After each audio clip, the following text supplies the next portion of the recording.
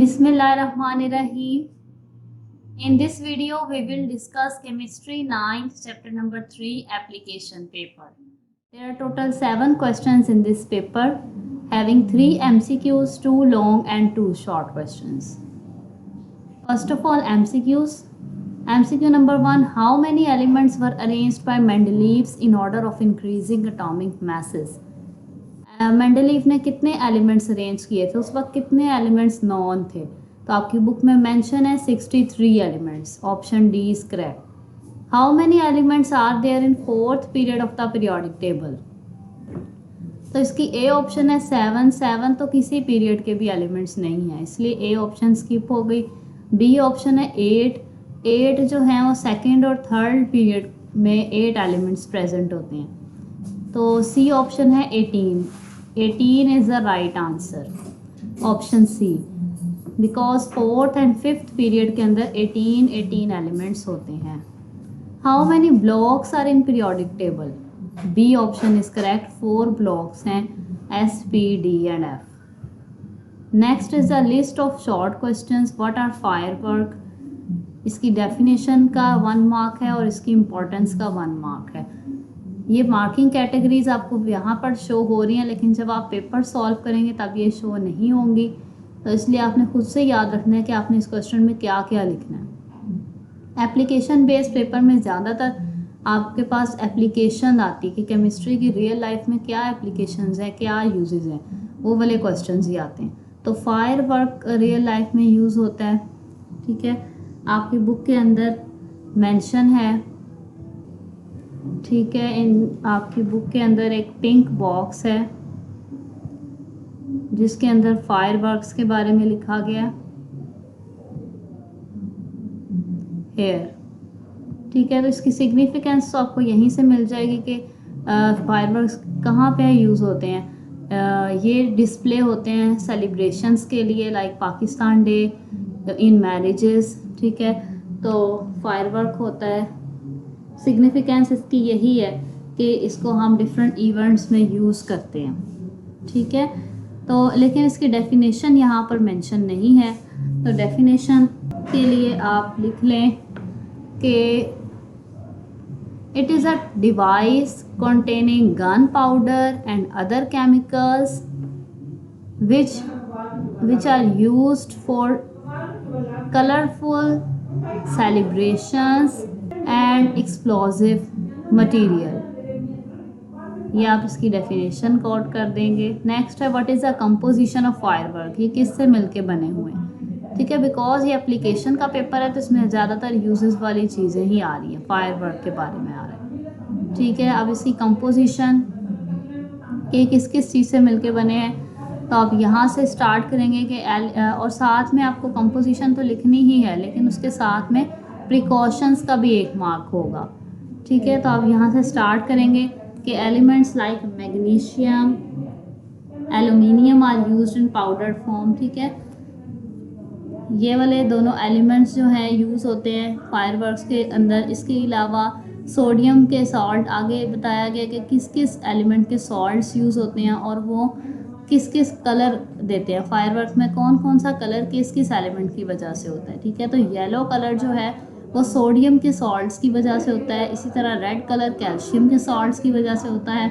और स्कारलेट भी dark red होता है. ठीक है, वो स्ट्रॉन्शियम के सॉल्ट्स की वजह से होता है. इसके अलावा ग्रीन कलर बेरियम के सॉल्ट्स की वजह से होता है और ब्लूइश ग्रीन कलर कॉपर के सॉल्ट्स की वजह से होता है. इसके अलावा यूजुअली नाइट्रेट्स एंड क्लोरीन, यानी ये जो सॉल्ट्स हैं सोडियम का, कैल्शियम का, ये सारे सॉल्ट्स किस चीज़ के हैं? नाइट्रेट्स के और क्लोरेट्स के. यानी सोडियम नाइट्रेट हो सकता है, ठीक है, और बेरियम क्लोरेट हो सकता है. इस तरह से ज़्यादातर इन दोनों के सॉल्ट्स ही यूज़ होते हैं.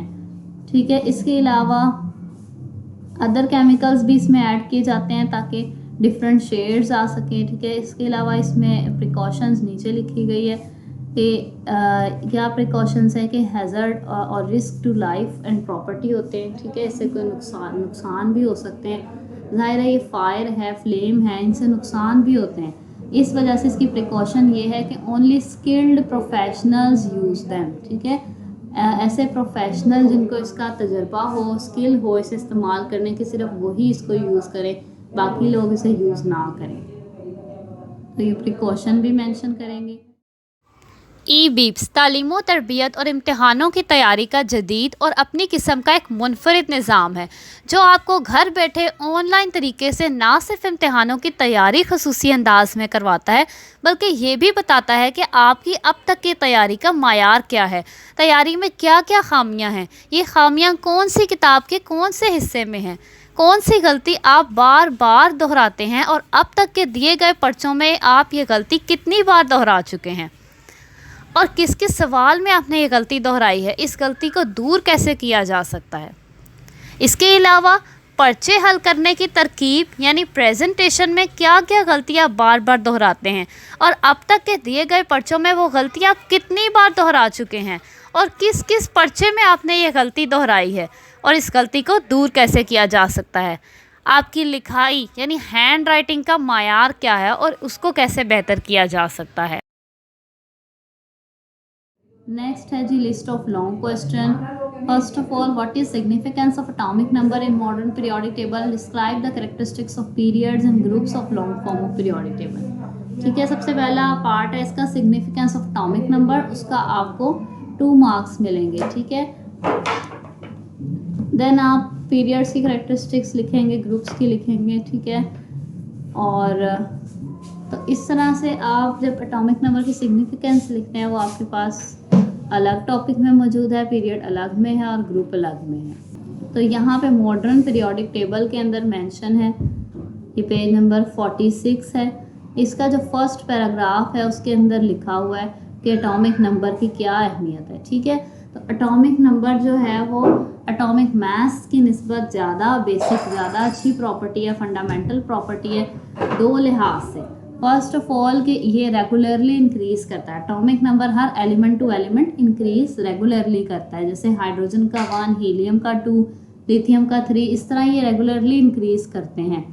ऐसा नहीं होता कि किसी एलिमेंट का किसी नंबर वाला एटॉमिक नंबर हो ना, जैसे 6 अगर हम एटॉमिक नंबर कहते हैं तो वो कार्बन का है, ऐसा नहीं हो सकता कि 6 नंबर है तो उसका कोई एलिमेंट ना हो, यानी ऐसा कोई नंबर नहीं है जिसका कोई एलिमेंट ना हो, दैट्स वाई ये रेगुलरली इंक्रीज करते हैं। बी है, it is fix for every element, her element का एटॉमिक नंबर फिक्स होता है। ठीक है, जैसे ये इसी वजह से एटॉमिक नंबर एक एलिमेंट की आइडेंटिटी होती है। जैसे अगर 5 एटॉमिक नंबर है तो आपको 5 से ही पता चल जाएगा कि बोरोन की बात हो रही है। ठीक है, क्योंकि 5 जो है वो सिर्फ बोरोन का ही है और किसी एलिमेंट का एटॉमिक नंबर 5 नहीं है, तो इसलिए it is fixed for every element. तो 1930s में एटॉमिक नंबर जब डिस्कवर हुए तो फिर मेंडलीफ का जो पीरियोडिक लॉ है वो चेंज किया गया, क्योंकि वो एटॉमिक मास की बेसिस पे था, तो फिर एटॉमिक नंबर की बेसिस पे पीरियोडिक टेबल को अरेंज किया गया। ठीक है, तो ये इसकी सिग्निफिकेंस है। ठीक है, और आप इसमें ये भी मेंशन कर सकते हैं कि मॉडर्न पीरियोडिक टेबल फिर किस पे बेस है, एलिमेंट्स की arrangement according to increasing atomic number.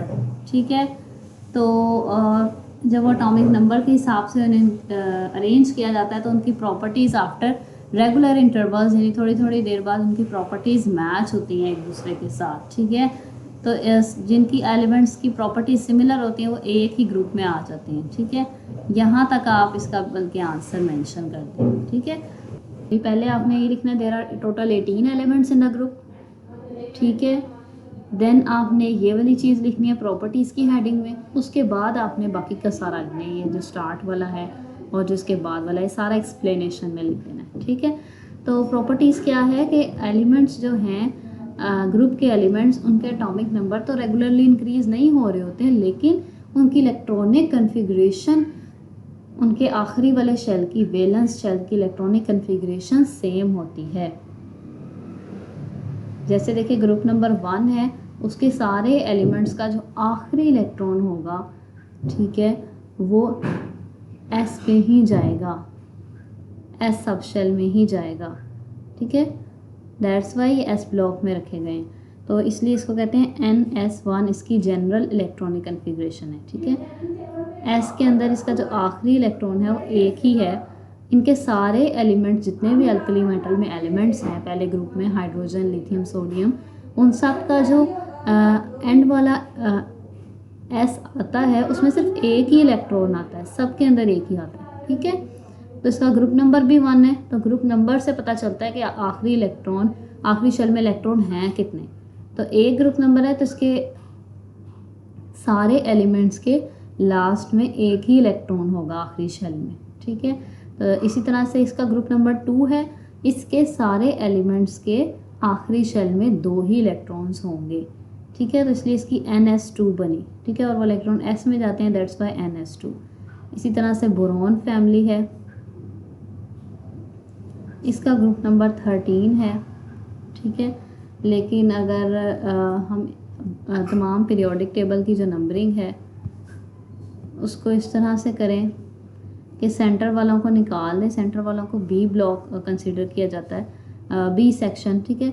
और ये जो है पहले 2 और ये उधर वाले सारे, इनको नॉर्मल एलिमेंट्स कंसीडर किया जाता है, ठीक है। तो अगर आप अपने बुक में यहाँ पे साथ 1A 2A और फिर 3A 4A 5A 6A 7A 8A ये इनके ऊपर नंबरिंग लिख लें तो वो भी आपके लिए हेल्पफुल होगी, ठीक है। तो फिर आपके पास ये ग्रुप कौन सा 13 ग्रुप क्या बनेगा 3A, यानी इसके बाहर वाले शेल में 3 इलेक्ट्रॉन्स, इसलिए इसके बाहर जो इलेक्ट्रॉन्स हैं एंड वाले इलेक्ट्रॉन आखिर वाले शेल के वो S में जाते हैं और P में, तो 2 S में और 1 P में, टोटल 3 इलेक्ट्रॉन। तो NS2 NP1 ये इसकी जनरल इलेक्ट्रॉनिक कन्फिग्रेशन है।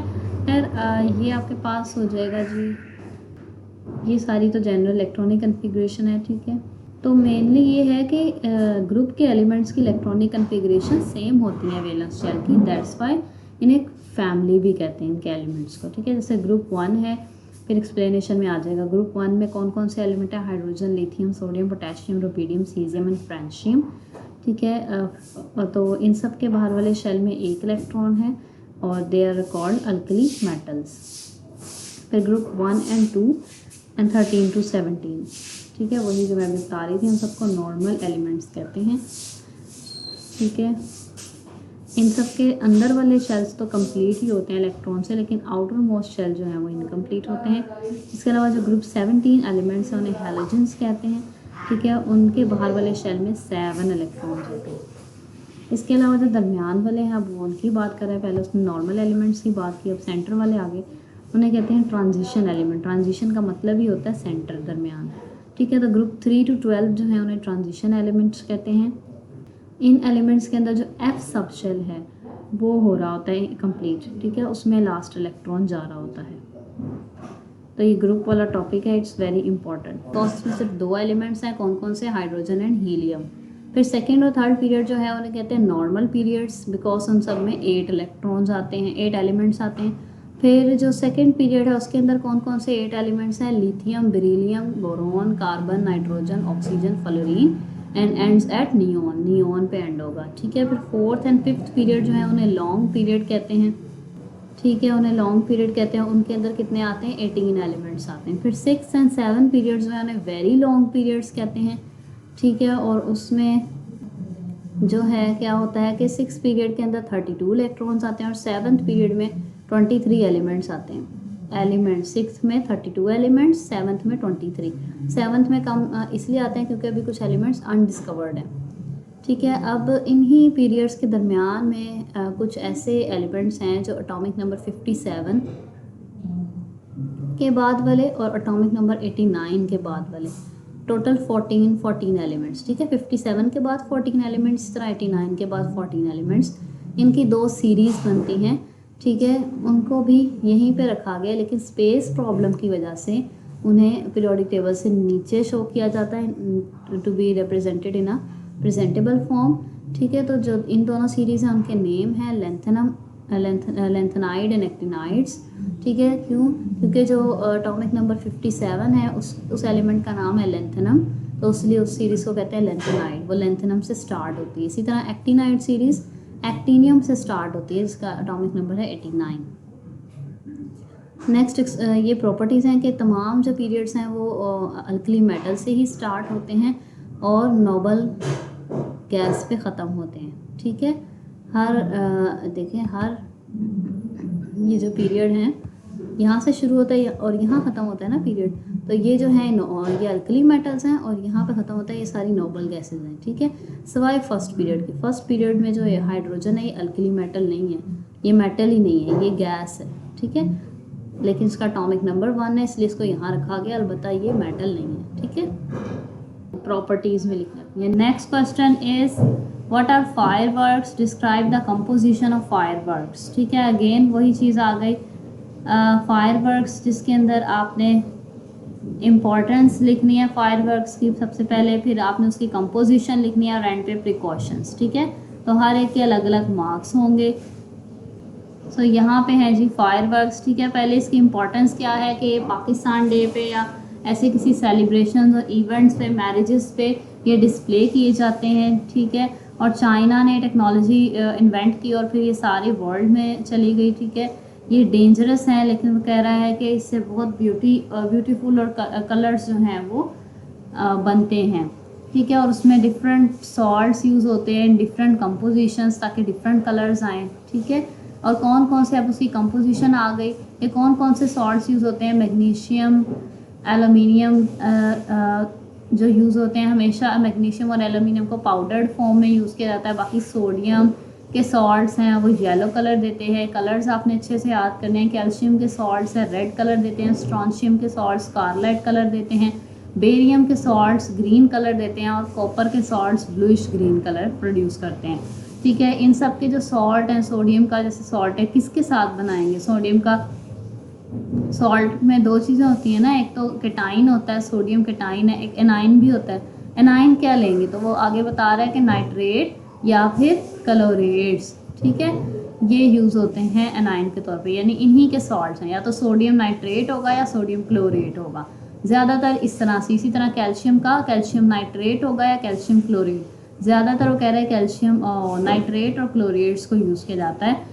और इसके अलावा वो कह रहा है कि ये बहुत ज़्यादा ब्रिलियंट और डिफरेंट शेड्स होते हैं, अगर हम मज़ीद इसमें केमिकल्स ऐड कर लें, ठीक है। आगे उसने प्रिकॉशन लिखी है कि बिकॉज ऑफ लाइफ हैज़र्ड, क्योंकि इससे नुकसान हो सकता है किसी की जान को, तो इस वजह से ये हर एक को यूज़ नहीं करना चाहिए, सिर्फ जिनको महारत है, जो प्रोफेशनल्स हैं, स्किल्ड प्रोफेशनल्स, वही इसको यूज़ करें।